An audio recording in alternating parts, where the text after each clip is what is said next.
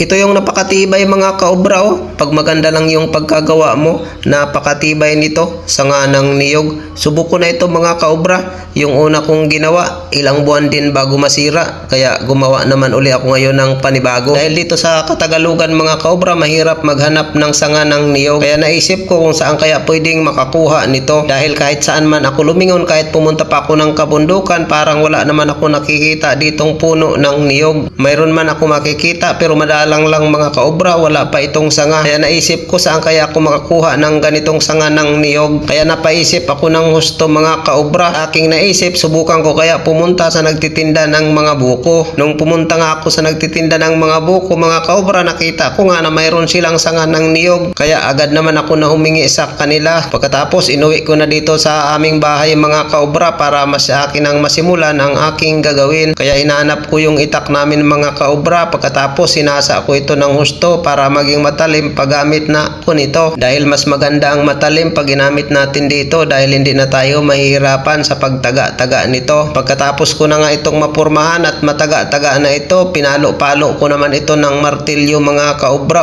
para maging pino-pino ang dulo nito. Natagalan din pala ako sa pagtaga doon mga kaobra para kasing mahirapan ako sa design na gusto kong gagawin nito. Ganon din dito sa pagpalo ko ng martilyo mga kaobra, nahihirapan din ako dahil matigas nga ang napili ko sa nga ng niyog na ito. Pero kahit nahirapan ako dito mga kaobra, tinuloy-tuloy ko pa rin ang paggawa nito para aking magawa ang iniisip kong gagawin talaga dito, kung ano ang maganda, kung paano matatapos ko ng mabilisan ito. Maganda pa yun sa pagtaga-taga ko dito mga kaobra kanina ay parang napabilis pa ako nito. Pero dito ng martilyo na ang ginamit ko, parang matatagalan talaga ako nito mga kaobra. Pero okay lang naman matagalan basta makakasiguro ako na maganda ang pagkagawa ko nito. Sa pagpalo pala nitong martilyo mga kaobra, mag-ingat lang pala tayo, baka ang kamay naman natin ang matamaan natin nito. Kaya nung pinalo-palo ko ito ng martilyo mga kaobra, talagang tinititigan ko talaga na para hindi matatamaan ang mga daliri ko dito. Dahil sa tagal na nga ng kapapalo ko, parang nangangalay na nga ang kamay ko dito. Pero nung akin ang mapansin na parang matatapos na ito mga kaobra ang sarap ng pakiramdam pag nakita natin na matatapos na yung ginagawa natin dito mga kaobra. Kahit matagalan man tayo sa ginagawa natin, at least matatapos natin ito. Kailangan lang talaga ang tiyaga dito mga kaobra para magawa natin ang maganda ito.